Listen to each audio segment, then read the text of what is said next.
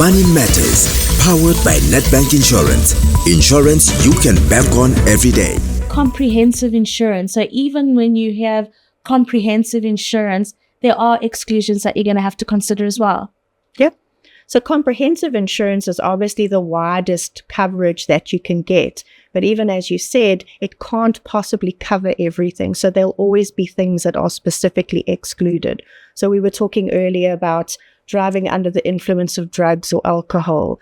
Driving an unroadworthy vehicle can affect your claim, for example. To your story about what I use my car for. And I think that's probably a really pertinent one for us is, if we don't know, we can't assess the risk properly. And I think people do look at it as a premium thing as well, because it's a natural assumption that if I use my car more, or if I use it for business, I'm going to pay more premium. So I think what people do is, I'll just use it. I'll put it under personal use, and we'll kind of see what happens, which isn't a great approach, because for us, the risk is different. Someone who drives their vehicle to work and back and maybe goes to the mall and back, for example, is a very different risk from someone who drives to see 5 or 6 clients during a day. They're out on the road more. They are a greater risk.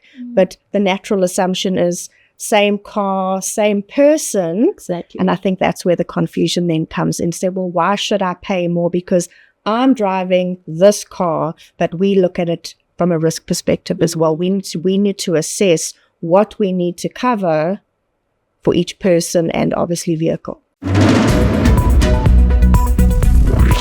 Money Matters, powered by NetBank Insurance. Insurance you can bank on every day.